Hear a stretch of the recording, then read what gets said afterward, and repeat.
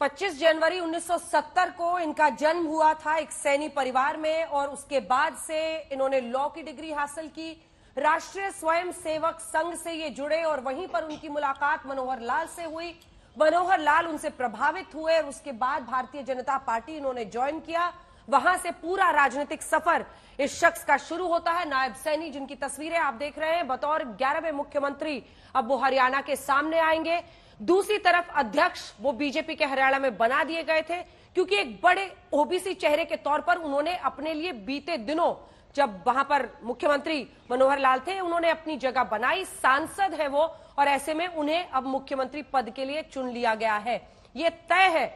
हिमांशु और अशोक, एक बारी बारी से आप दोनों से एक जवाब लेंगे कि इसी के जरिए जो बात हो रही थी ओबीसी को साधने की, हरियाणा में एक बहुत बड़ा राजनीतिक सियासी दाव, और ये तस्वीर अंदर की आ गई है जब मनोहर लाल बधाई दे रहे हैं नायब सैनी को, नायब सैनी के नाम पर मुहर लग गई है। यह सच है कि उसके बाद नाराज होकर वहां से अनिल विज निकले हैं, लेकिन यह तस्वीर बता रही है कि जो ट्रांजिशन ऑफ पावर एक तरह से हो रहा है वो मनोहर लाल और नायब सैनी के बीच में, क्योंकि नायब सैनी करीबी भी है मनोहर लाल के और ऐसे में उनको जाहिर तौर पर उनके नाम पर मुहर लगी है विधायक दल की बैठक में। यानी 2024 के लिए ये सबसे बड़ा ओबीसी दाव कहा जा सकता है जो हरियाणा के जरिए खेला जा रहा है और कुछ महीने में फिर वहां भी चुनाव होने हैं हरियाणा में। हिमांशु, देखिए, बिल्कुल हरियाणा के अंदर चुनाव होने हैं। 6 महीने में नायब सिंह सैनी जो है पिछड़े वर्ग से आते हैं। अभी फिलहाल ही उनको कुछ महीने ही पहले जो है उनको जिम्मेदारी दी गई थी प्रदेश अध्यक्ष की, और अब वो मुख्यमंत्री की कमान संभालेंगे। तो एक तरीके से भारतीय जनता पार्टी में एक नया प्रदेश अध्यक्ष भी हो सकता है देखने को मिले इन लोकसभा चुनाव के बाद, क्योंकि लोकसभा चुनाव तो खैर अब उसकी घोषणा कुछ ही दिनों में हो जाएगी। लेकिन भारतीय जनता पार्टी इस तरीके के एक्सपेरिमेंट जो है अंजना करती रहती है। कई सांसदों को विधायकी का चुनाव लड़ाया, तो अब जो है मुख्यमंत्री जो है उनको लोकसभा चुनाव करनाल या कुरुक्षेत्र से लड़ाया जा सकता है, जहां से नायब सैनी आते हैं, या करनाल की सीट जहां संजय भाटिया हैं जो 6.25 लाख वोटों से के मार्जिन से जो है वो चुनाव जीत के आए थे। तो कहीं ना कहीं भारतीय जनता पार्टी जो है सभी समीकरणों को जानते समझते हुए इस तरीके के प्रयोग करती है, और इस तरीके के प्रयोगों में जो है उन्हें बहुत बार सफलताएं मिलती हैं। और यही कारण है कि मनोहर लाल खट्टर की जगह जो है अब नायब सिंह सैनी जो है वो हरियाणा के मुख्यमंत्री होंगे। और दूसरी तरफ दुष्यंत चौटाला जो एनडीए के पार्ट थे, उनके साथ गठबंधन जो है अब वो लगभग समाप्त हो चुका है। और इसीलिए अगर देखा जाए तो भारतीय जनता पार्टी ने जो है एक तीर से कई निशाने साध दिए हैं। उन्होंने जातीय समीकरणों को साधते हुए नया मुख्यमंत्री दे दिया है। दूसरी तरफ जो जाट वोट बैंक को लेकर एक बैगेज के तौर पर भारतीय जनता पार्टी देखती थी, उसको जो है दुष्यंत चौटाला को गठबंधन से बाहर करके उनकी पार्टी को जो है जाट वोटों में डिवीजन हो जाए और उसका फायदा उन्हें लोकसभा चुनाव में मिले, 2019 की तरह उन्हें 10 में से 10 सीटें जीते। यही प्लानिंग जो है भारतीय जनता पार्टी की है भी। और 2019 का जो विधानसभा चुनाव है वो नायब सिंह सैनी के लीडरशिप में लड़ा जाए। यानी कि अब देखना यह है कि मनोहर लाल खट्टर को केंद्र में क्या जिम्मेदारी मिलती है, संगठन में क्या जिम्मेदारी मिलेगी, क्योंकि उनका संगठनात्मक जो एक्सपीरियंस है या जो अनुभव है बहुत लंबा है। कल प्रधानमंत्री नरेंद्र मोदी ने ये बताया था कि संगठन में वो दोनों किस तरीके से काम करते थे, दरी बिछाना, दरी पे सोना और एक ही मोटरसाइकिल पे पूरा हरियाणा नापना, ये काम किया है। तो उनकी संगठन जो क्षमता है उसका प्रयोग कैसे बिल्कुल। हिमांशु, अशोक, आपके पास आते हुए देखिए, अगर हम इस रिश्ते को देखें, पीएम ने बीते दिन कहा कि कैसे मनोहर लाल के साथ वो साथ में स्कूटर पर चलते थे और दोनों वहां पर घूमते थे, वैसा ही कुछ रिश्ता नायब सैनी के साथ मनोहर लाल का था। उनके सबसे करीबियों में नाम उनका आता था। माना जाता है कि 19 में कुरुक्षेत्र से उनको सांसद लड़ने के लिए टिकट देने के लिए भी पैरवी मनोहर लाल ने ही की थी। एक तो ओबीसी दाव जो खेला गया है, दूसरी तरफ मनोहर लाल के लिए संसद के जरिए क्या कोई जगह बनाएगी, क्या वो चुनाव लड़ सकते हैं, क्या तस्वीर अब आपको दिख रही है? देखिए अंजना, नायब सिंह सैनी की अगर बात की जाए तो उनकी बीजेपी में अगर एंट्री कहें तो 2002 से हुई थी। उसके बाद वो जिला प्रधान रहे, जिला महामंत्री रहे, मोर्चा में रहे, हरियाणा में कई अलग अलग पदों पे रहे, लेकिन एक बार के विधायक और एक बार के सांसद वो हैं। और स्टेट गवर्नमेंट में 2012 में वो मंत्री भी बने, 2014 के बाद वो मंत्री भी बने थे, राज्य मंत्री उनको बनाया गया था हरियाणा गवर्नमेंट ने। लेकिन मनोहर लाल ने ही उनको स्टेट प्रेसिडेंट बनवाया, मनोहर लाल खट्टर ने ही उनको एमपी का चुनाव लड़ा था। बहुत नजदीकी रिश्ता रहा है उनका, और मनोहर लाल हमेशा उनकी तारीफ भी किया करते थे। इतना ही नहीं, हरियाणा में जब संगठन देखते थे मनोहर लाल खट्टर और प्रधानमंत्री नरेंद्र मोदी, तब से तो रिश्ता था ही, लेकिन उसके बाद मनोहर लाल खट्टर जब हरियाणा संगठन से अलग हुए और दिल्ली में रहने लगे थे, तब भी नायब सिंह सैनी के साथ उनका रिश्ता काफी आत्मीयता का रहा। दोनों मिलते थे, द्वारका के एक फ्लैट में मनोहर लाल खट्टर रहा करते थे, उस वक्त नायब सिंह सैनी उनके पास आया करते थे।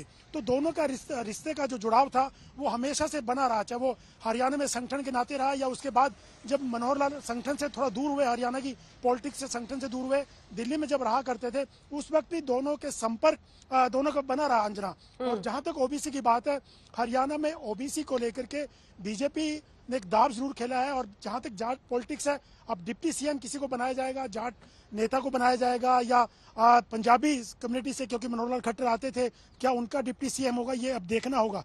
मेरे को जो लगता है कि कहीं ना कहीं बैलेंस करने की जरूर कोशिश की जाएगी, जातीय समीकरण को साधने की कोशिश की जाएगी, जिस ढंग से बाकी स्टेट्स में ये लोग करते हैं।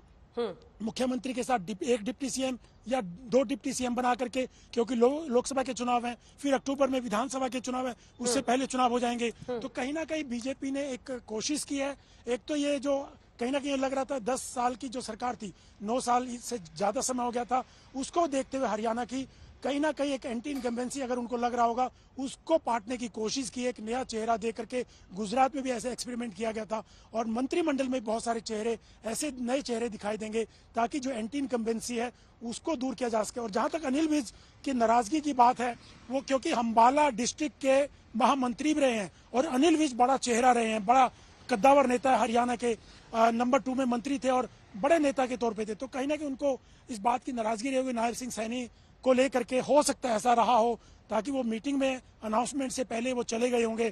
तो एक फैक्टर ये समझ में आता है। लेकिन बीजेपी की कोशिश ये है कि 2024 लोकसभा चुनाव के साथ साथ 2024 के विधानसभा चुनाव को किसी न किसी ढंग से एक एंटी इनकम्बेंसी, जो हरियाणा में कहा जा रहा था, जो सर्वे आ रहे थे कि 2 सीटों पे नुकसान हो सकता है लोकसभा की, तो वहां पर साधने की कोशिश बीजेपी ने की, ताकि माहौल को बेहतर बना सके। और 10 सीटों पे जो पहले जीती थी, 10 सीटों पे इस बार लोकसभा में जीते और विधानसभा में बहुमत के साथ बेहतर परफॉर्मेंस बीजेपी कर सके। अंजना, सत्येन, एक बार समीकरण आपसे भी समझना चाहेंगे। 3 सवाल हैं आपके लिए। एक तो लगभग 20 से 25% जितने एस्टिमेट्स है वो बताते हैं 1/4 हिस्सा जाट है हरियाणा में।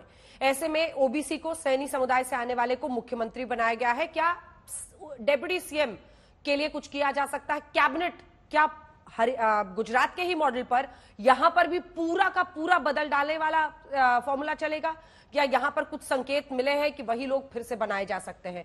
तीसरी बड़ी बात, मनोहर लाल के राजनीतिक भविष्य को लेकर, तीनों पर आपका जवाब। देखिए अंजना, सुबह से लगातार हम बता रहे हैं कि गुजरात पैटर्न पर ही ये सोच समझकर फैसला लिया गया है। हालांकि बड़े बड़े जो राजनीतिक शास्त्री हैं वो लगातार ये कह रहे थे कि मनोहर लाल खट्टर ही मुख्यमंत्री बने रहेंगे। लेकिन जैसा मैंने बताया कि अगर मुख्यमंत्री मनोहर लाल खट्टर को ही कंटिन्यू करना होता तो फिर इतनी बड़ी कवायद करने की जरूरत नहीं थी। बीजेपी के 2 पर्यवेक्षक आए हैं, जो प्रभारी हैं विप्लव देव, वो आए हैं, एक विधायक से राय शुमारी ली गई है। अगर मनोहर लाल को कंटिन्यू करना था तो वो मुख्यमंत्री थे ही, वो उसकी इतने बड़ी कवायद की जरूरत नहीं थी। तो पार्टी ये तय कर चुकी थी और ये पिछले लंबे समय से चला आ रहा था कि मनोहर लाल खट्टर के खिलाफ एक एंटी इनकम्बेंसी स्टेट में बनी हुई है और तमाम सर्वे उसी की तरफ इशारा कर रहे थे। तो ये बदलाव करना तय था। लेकिन इस बदलाव करके फायदा उठाना है, जो सवाल आपका दूसरा था कि इस बदलाव से भारतीय जनता पार्टी ने फायदे क्या ढूंढे। देखिए, हरियाणा की पॉलिटिक्स दरअसल जाट वर्सेस गैर जाट में चलती है और ये एक संयोग कहिए, प्रयोग कहिए। भारतीय जनता पार्टी ने मनोहर लाल खट्टर का जब नाम पहली बार लिया था तो हरियाणा के लोगों को एक तरीके से झटका लगा था कि हरियाणा जैसे स्टेट में भजन लाल के बाद कोई दूसरा गैर जाट मुख्यमंत्री बना। तो ये एक माहौल तैयार किया गया और उसका नतीजा ये रहा कि लगातार हरियाणा में जाति के हिसाब से जो है वोटों का ध्रुवीकरण होता रहा। ये होता रहा है पहले से भी, लेकिन उस ध्रुवीकरण का फायदा भारतीय जनता पार्टी ने उठाया। अब गैर जाट तो था ही, लेकिन गैर जाट के साथ साथ जो एससी और ओबीसी है वो कहीं ना कहीं भारतीय जनता पार्टी से छटकता हुआ नजर आ रहा था। लिहाजा उसकी भरपाई करने के लिए नायब सिंह सैनी को पहले अध्यक्ष बनाया गया। देखिए, ओम प्रकाश धनखड़ अध्यक्ष थे, वो जाट समुदाय से आते थे, उनकी जगह ओबीसी का पहले अध्यक्ष बनाया गया, फिर उसी अध्यक्ष को अब मुख्यमंत्री बना दिया है। तो जो वोटों का प्रतिशत है वो काफी बड़ी प्रतिशत है ओबीसी का हरियाणा में, और उसी को साधने के लिए भारतीय जनता पार्टी ने इतना बड़ा एक प्रयोग किया है। अब ये प्रयोग आगे कितना सकारात्मक रहेगा, इसके नतीजे क्या होंगे, वो आने वाला वक्त बता देगा। लेकिन फिलहाल दिक्कत यह है कि अनिल विज एक बार यहां से नाराज होकर चले गए हैं। जैसा कि अशोक सिंघल बता रहे थे, अनिल विज डिसिप्लिन्ड हैं, अनुशासन में वो रहते हैं, लेकिन वो मुखर हैं, दबंग है, वो सही को सही और गलत को गलत कहते हैं।